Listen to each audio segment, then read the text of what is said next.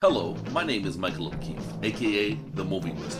If you enjoy this interview and want to hear more top-notch film industry conversations, please press the thumbs up, subscribe to this channel, and hit the bell to stay in the know. Hello, Noelle Faen. Please tell my audience what you do and what you are about. Well, I consider myself a jack of all trades and the queen of mediocre. Um, I do a podcast called Freaky Geeks with my co-host Chelsea Bloomfield, and we talk about conspiracy theories, true crime, morning annoyances, whatever comes up. I also cosplay. So any character that I wish I could be, I just become type of thing. And I am an unfortunate gamer. I'm not very good at it, but I love PC gaming. So that's also another waste of my time, but mostly across the board, mediocre at everything. Well, that's good to know. Do you Twitch? Do you do that? Yeah, I used to. I used to Twitch under my username Noelle Faen, but I am really bad at staying consistent on Twitch and not getting drunk on camera, which is against their guidelines completely. So I just found it better to not get permabanned and just not do it. Got it. That sounds like a stupid policy.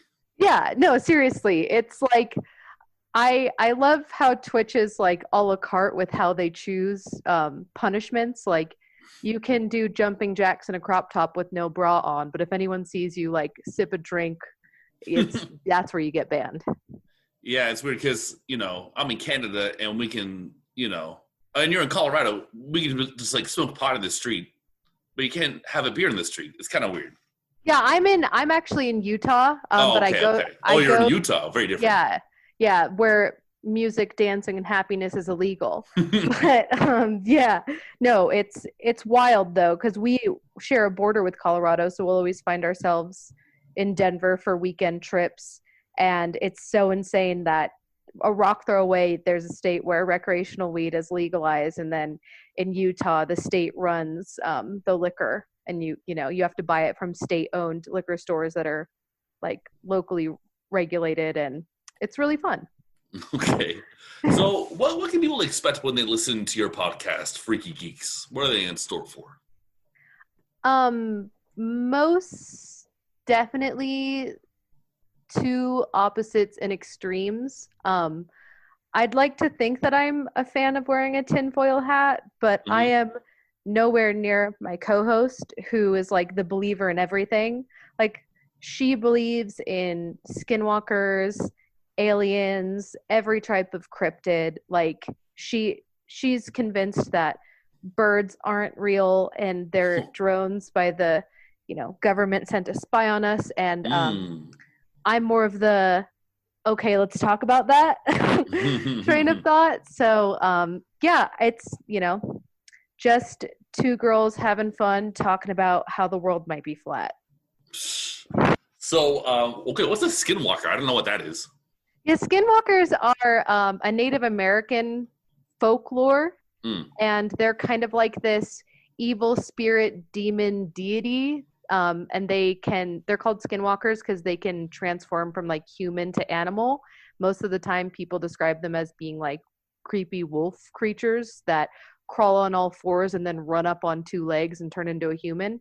And they're just kind of like similar to like North American cryptid stories. Anytime something bad or creepy happens, it's linked to a skinwalker. Okay. Well, that sounds like a diverse range of crazy. Yeah, it for sure is. Like there's living in Utah, we have a pretty big Native American population here, and there are people who swear up and down and will take it to their grave that they have seen a skinwalker. Like they're driving down some deserted road and they see like a coyote running next to them, keeping up with the speed of their car, and then that coyote turns into a human and takes off. Wow. I know. What do you think about the reptilian humanoids? Where do you guys come on down on that? I think that Chelsea is kind of leaning towards reptilians being real. I wish, like truly, sometimes I wish that these conspiracies were real, because it would explain so much insanity that happens in the world. But I don't, as much as I want to believe that like Hillary Clinton blinks sideways and Obama's from like a different dimension, I don't think it's that easy. Maybe we're working with reptilians somehow, but I don't think they're in the government because they're doing a pretty crappy job if they are. Got it. Yeah, it's a strange one for sure. I'm not really a David Icke fan. I don't know. Yeah, yeah, it's tough. It's pretty tough. I fell down the William Cooper "Behold a Pale Horse" hole, and I'm telling you, at first you take a few sips and you're like, I can get behind this, and then you start falling down the like, okay, we've taken a sharp turn into crazy town.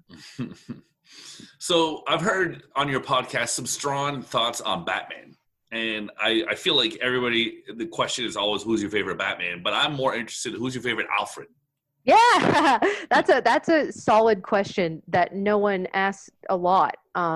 We did do a full dissection of the early 90s Batmans. And I would have to say by far my favorite, not just aesthetically pleasing Batman, but my favorite Alfred is the Tim Burton Batman and Batman Returns. I just think that I kind of have a conspiracy theory here that this version of Alfred is actually in love with Bruce Wayne, and at every single turn is like foiling his romantic endeavors in like a kind of obvious comical way. I just feel like he's the worst wingman ever, and that's how you can decide who's the best Alfred. Is the Alfred you're talking about being a perfect wingman to Batman? Is he covering for him? Is he lying for him? Is he making sure that like all the hotties in Gotham are still coming through? Or is he like, Tim Burton Batman, that Alfred who just like accidentally lets his secret identity slip to the first, blonde who walks through? How convenient. Yeah. So I think that plays the secret, like in this version of Batman, Alfred doesn't have love for Bruce as a son and father figure, but as a romantic, he's jealous type of thing.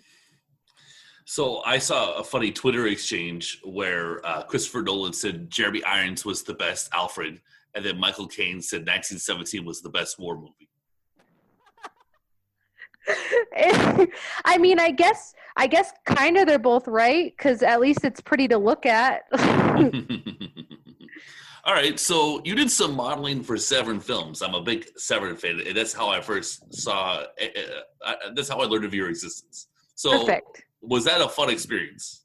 Oh, absolutely. I have recently become a fan of Severin, and kind of have, I would say, because of quarantine, gotten into just horror films of all genres and ages, and that's how I came across Severin. And I think, of course, we all have like that internal nun fetish that's always kind of like that nunsploitation that's really fun to play around with. So when they were looking for models who were not afraid to show a little skin, I was like, absolutely. And I had just watched Miss 45, so we were definitely taking some inspiration from that. Doing a little nunsploitation, Miss 45, showing off Severin pasties. It was lovely. Thank you. Without getting too gross about it. That's great. So you liked Miss 45? I loved Miss 45. Honestly, like I always feel bad when I spoil movies for people, but I feel like if the movie's been out for like 40 years, it's fair game. Right. But I think Miss 45 is what I would call a feminist masterpiece. Mm-hmm. It plays with that fun and uncomfortable exploitation that like giallo films tend to have, but instead of it being like another murder mystery, woman gets murdered, it turns around and is like, I'm going to become the male fantasy. I'm going to kill men at random. And like, spoiler alert, the ending is my absolute favorite, where it's a woman who turns around and shoots her, and she turns back and just looks appalled and shocked and doesn't fire back because at the end of the day, she's here for the ladies. It's a good movie. That's a great breakdown. It's way fun. I saw the director Abel Ferreira in the flesh this year. Oh, that's way cool. Yeah, it was cool. And I'm gonna tell you, when he was coming out of like a cigar lounge, so like looking the part. But then he was with his young wife and like 5-year-old daughter. And I gotta tell you, he's a sleazy yet adorable human being. Yeah. That like tends to be the brand, right? If you're gonna make a movie like that, it's you ride the line between both kind of sleazy stereotype, velour jacket, smoking a cigar, and also the coolest dude we've ever seen. Most definitely. So what are some Italian horror movies you like?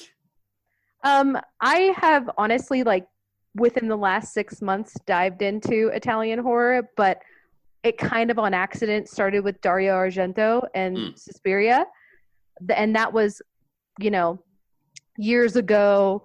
We all have that one friend we met in college who's like, I'm studying film. You guys know nothing about horror and film and giallo. And then they put on Suspiria for you. And that was kind of like my first toe dip into Italian horror. And I really loved it, truly. I think cinematically it was stunning. The storytelling was fantastic. Also the music, like everything about it was so different than kind of what we're used to in like American cinema and specifically like American horror. And then from there, I got into Tenebrae, which was what a gift. First person kills. I will never get over how kind of like Italian horror made that a tool. I think like for American horror, I think of like 80s slashers and that drawn out, long, tense filled kill scene. With like Dario Argento's kill scenes in this movie specifically, it's kind of like the camera is the tool, everything's purposeful, shot by shot makes sense. Like all the image of that girl looking through like the shirt right before she gets killed, it almost has the same memory space as scenes from Psycho. That's pretty cool. Yeah, it's really well framed. And they have just a different way of looking at things. Those Italians. Yeah. No, for real. And I feel like not only visually, like with the cinematography, but the music as well. Like in American horror, I feel like we get that tense, loud strings, like the ear anxiety. And in Italian horror, it's almost like weird 70s porn music kind of is playing. And it it seems completely out of place, but also perfectly in place at the same time. So it's just getting used to the different version of how they look at a horror lens. But yeah, absolutely obsessed with that. And then I recently watched City of the Living Dead, which was honestly like amazing. I'm so upset that I just recently saw it. I had no idea like who Lucio Fulci was before this, and that hurts my feelings because I'm a sucker for practical effects. And I mean, come on, this movie packed full of your favorite delicious practical effects. And who doesn't like an opening scene of like a pastor hanging themselves or a priest hanging themselves? Right. It's perfect. Those are some unforgettable shots. Yeah. It's insane. Have you heard of the infamous saxophone scene in The Devil's Honey? Yes, I absolutely have. And it I actually think I watched the preview for it on Severin because I was getting ready to dive into watching that, and I was like, oh, well, this looks like fun. Fulci's someone who lost a lot of life. His wife and daughter died in a car crash, and he was apparently a very sadistic lover. Oh, geez. Well, that, I mean, kind of pans out. It seems par for the course. Right.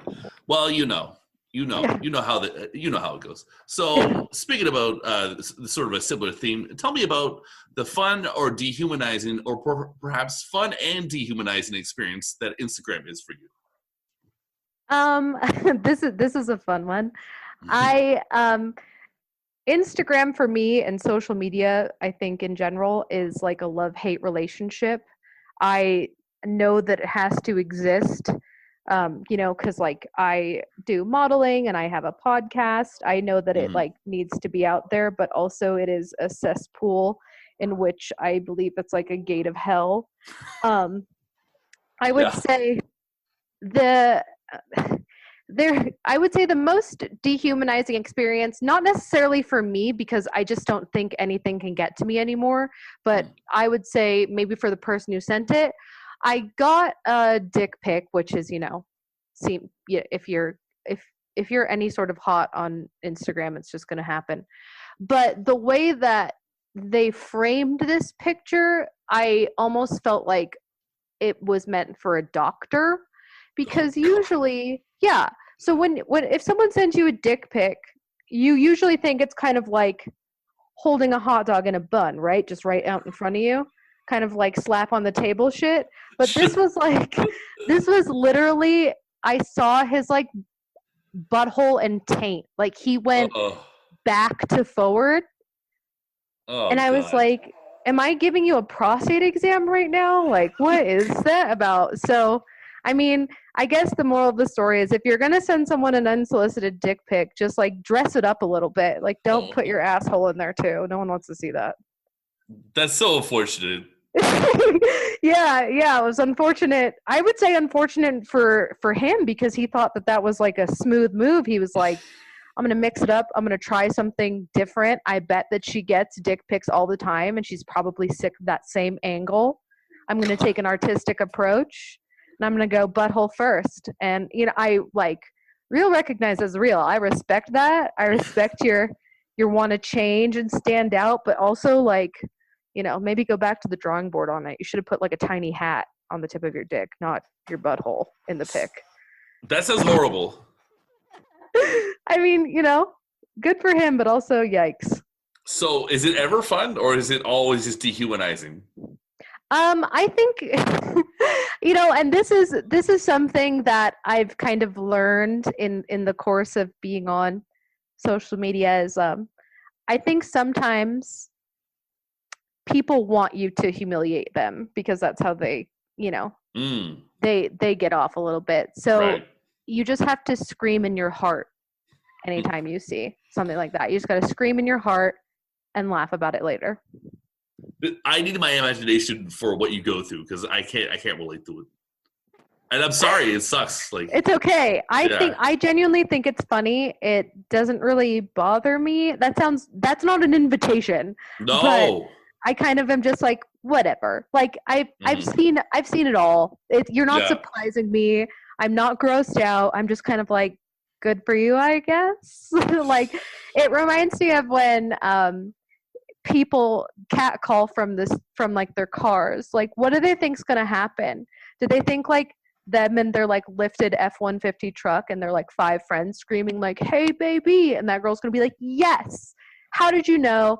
I'm trying to holler at all five of you right now. Pick me up. Let's go." Like that's not reality. And I feel like that's what dick pics are. It's the online equivalent of catcalling at a woman in your lifted truck. It's never like, going to work out. good to know. Good advice for the fellas. Yeah, So, take that advice to your grave. so you're obviously a very you're a beautiful woman, and Thank you. you're welcome, and you have a lot of charisma on display, not just in this interview, but in many podcasts. Do you think you'll transition that skill set into some film acting in the future? Um, this is a fun question. My partner is a cinematographer and filmmaker, and I don't think I would ever go anywhere near any of their projects if I had to do anything. I think my best and worst qualities are being 100% myself all the time. So unless you're writing a character that is me, I don't think I would do a good job playing it, if that makes sense.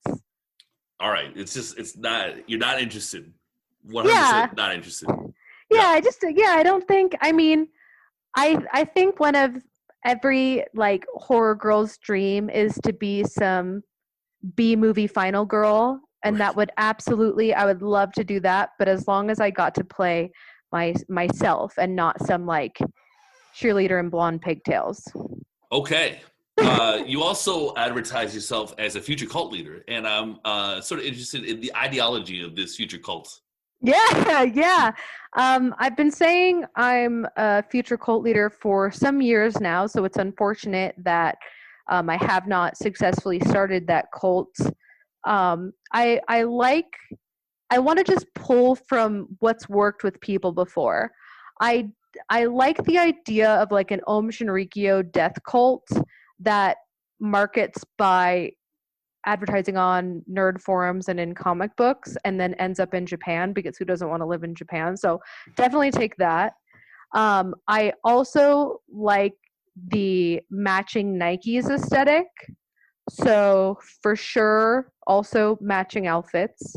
And as far as tenants go, it's tough because you don't want to let everyone know what you're onto at first, right? When you join a cult, you kind of think it's a sweet commune where people share your ideas, everyone hangs out and has fun.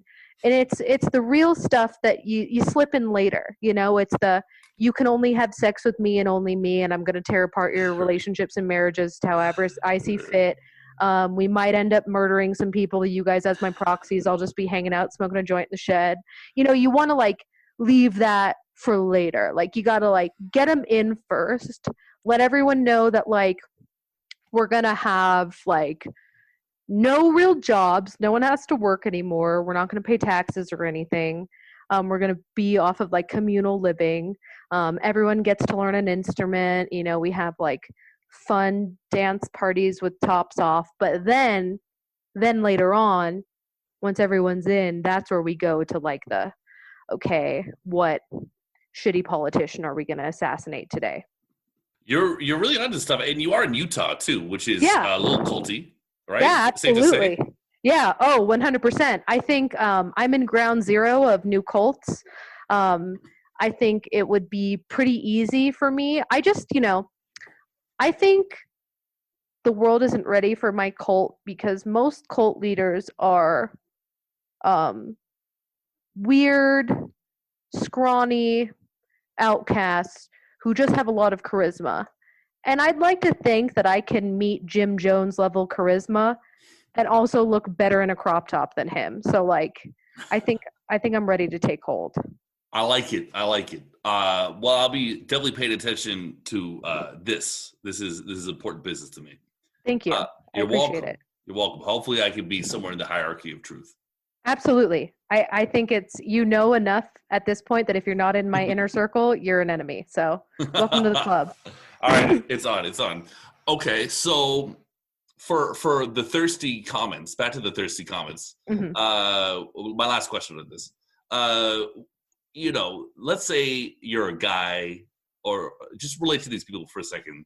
They got to write a thirsty comment, but what should they rein in? What should their thought be? The thought process is, where should it basically go?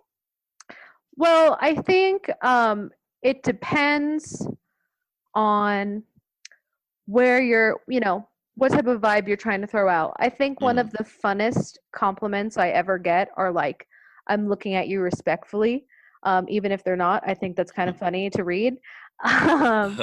Versus like on the other spectrum of like, hey, will you spit in my mouth? Like one of those is going to get a response. And, spoiler alert, it's we're in a current pandemic of coronavirus. It's not going to be the spit in the mouth one. That's the last thing we're going to be doing to anybody. So definitely, I'm looking at you with respect is a fun one. Just stay away from the obvious. Don't be like, hey, nice tits. Like we know, like, hey, nice ass. Like we know squats don't do themselves. Work a little harder and be a little more poetic and creative. Honestly, if someone wrote me a poem in the comment section, I would absolutely slide into their DMs. So just be artistic with it. All right. Well, that's good to know. I appreciate you fielding my questions here.